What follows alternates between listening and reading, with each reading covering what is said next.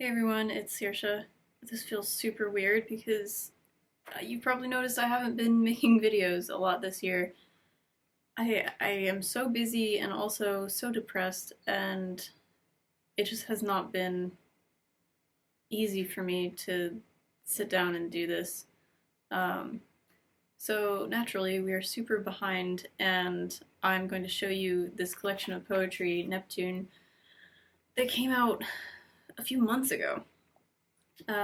This is the Winter 2025 edition, and Neptune is put out in St. Pete, Florida by Denzel Johnson Green, who is in charge of community poetry, which is what I do every weekend, and that gives me like some of my only social time and my only writing time, so it's been a very special place to me, and I'm very grateful that he puts out Neptune because I get to see my work published, and that's always a nice thing.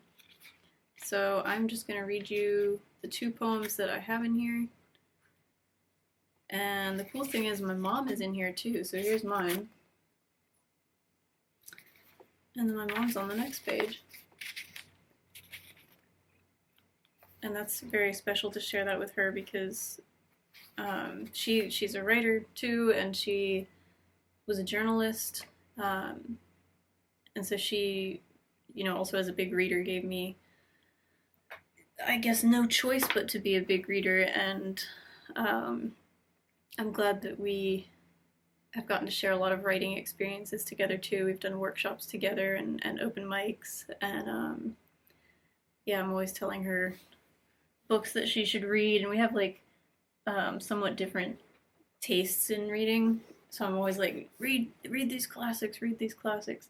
And she goes along with it to humor me. But yeah, so it's very cool to be in here with her. So I'm going to read you the first poem. It's called Yoke. I was born a circle, round and buoyant and ready to bounce through this world, to absorb the rays of the spherical sun until I glowed with its light, until no one would be able to tell us apart. I was ready to reveal myself as another humble orb so everyone would laugh and say they thought I was the sun. Then they'd say, let's bask in the moon glow for a change, and I'd go from golden to silvery and subtle and shining. I was so round, and I would have been so many things. I would have been a ball of pizza dough, rolled out into a soft, flat circle, ready to bubble and bake. I would have been a captain's wheel on an old ship, guiding my crew to safety. I would have been the center of a flower, perfectly round and yellow and beckoning all the bees. I would have been all of these things because I was born a circle. But soon after my birth, while I was busy and distracted trying to be the sun, the bitter, jagged shapes of the world squeezed me and squeezed me until I became an oval. I was unrecognizable. And now, when I tried to absorb the sun, I reflected its rays in unpredictable ways, blinding and annoying everyone around me. But, I said, you made me this way. You constricted me until I became this elongated blob who can't be the sun. Why won't you look at me, the thing you made? I think with my new shape, I'll become an egg, crack open, and hatch something entirely new. I can feel inside this fragile shell something round and glowing, orange, like the sun.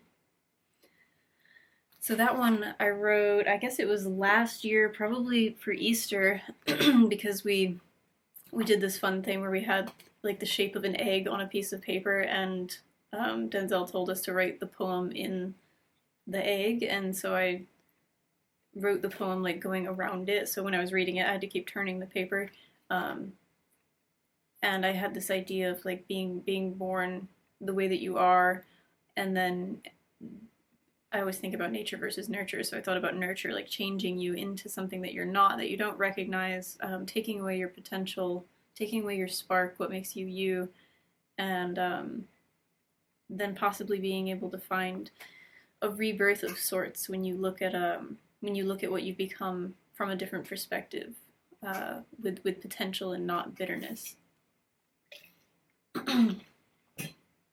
And that new potential is the yoke.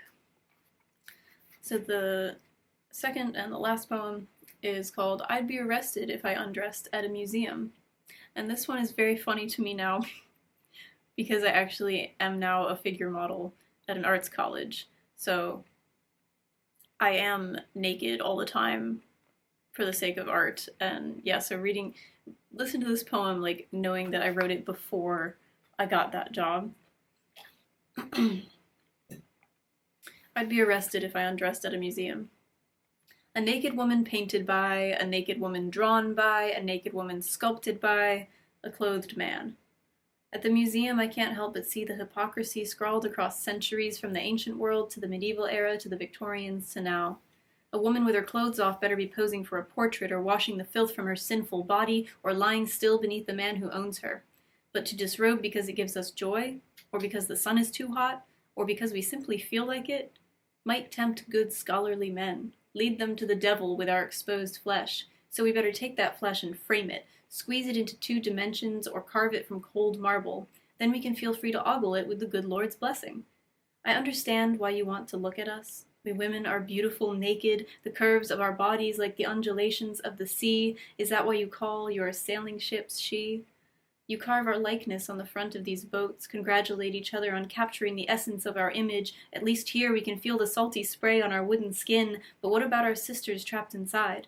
We cannot be caged by museum walls, soaring ceilings imitating heaven, inviting angels to sing about our purity. Our humanity should not be condemned in real life, but applauded when shown through the brushstrokes of a man. Despite all this, I love the paintings of women resting. A naked woman is acceptable as long as she's unconscious. Go back to sleep, sweetheart, the artists say. Go and dream this world away. Excuse me. I've had a cold for 2 weeks. So, yeah, I wrote that one after we did a year ago a community poetry field trip to the Museum of Fine Arts, and I was looking at all of these paintings of naked women and thinking, back then, a lot of the painters, a lot of the renowned artists were men, because, that's just the way things were. And having read a lot of history books, usually about the medieval era, but sometimes the Renaissance, women were, what's the right word? Put down, but a better word for that, for the sinfulness of just owning a body, like having a body that could potentially be naked, that was naked under their clothes. And there was this whole idea of like women being temptresses and sirens, and this is something that has never gone away, and it is a theme a lot in my writing because I'm so sick of it. And yeah, so I thought about the hypocrisy of that, how God, why can't I think of another word? This is part of like me not doing videos or anything, is like my brain fog is very, very bad these days. I'm in a lot of physical pain all the time, and it's really been hard to focus or do anything. So what I'm trying to say is, like, we have all these famous paintings of naked women, but in real life they would be, is it persecuted for being nude? And the title, I'd be arrested if I undressed at this museum and I was nude. I'd be arrested for that. And yet we are looking at all the images of naked women, and when it's art, it's okay. But people have this very fine line that they think is between art and pornography. And yeah, I have a lot of opinions about that, but I've gained a much bigger appreciation for art. If you'd talked to me like last year, I'd be like, I hate art. Like, I just don't care. I would much rather go to like a history museum than an art museum. And my thoughts about visual art, especially like 2-dimensional art, has really changed since I got this job.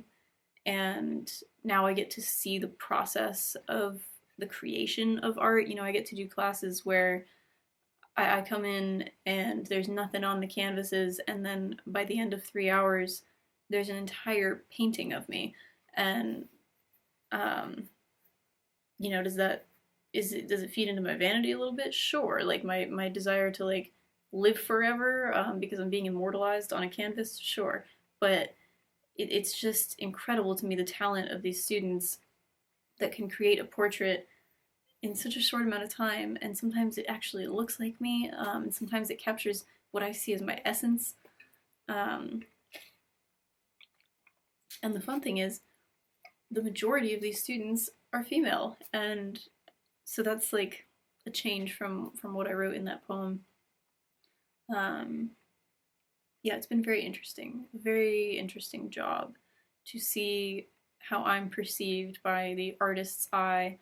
Um, I have a lot of insecurities, and you kind of just let that go. You just like drop your robe and let it all go, um, and get to see how other people see you, and it's all different. Like every artist sees me differently, in one way or another.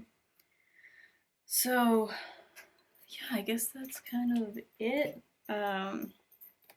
I'll link you to where you can get a copy of this if you want one. And these come out twice a year, I believe. So yeah, and if you live around St. Pete, check out the local poetry scene because it is pretty dang vibrant, and you might not have known that. I didn't know that until 2 years ago. And yeah, it's cool to also be in this book with people that I now call friends. Yeah, some very cool people. Oh. All right, that's it. I'm sorry for being so absent. I think this is actually going to come out after another video that I'm going to post, so this is going to feel out of order that I'm talking about being absent after having just posted a video. I'm filming in the opposite order, but nobody cares about that. Probably nobody's listening anymore. I'm having an existential crisis. So tell me what's good in your life. Tell me how you're coping with what's bad. And until I see you next time, happy reading.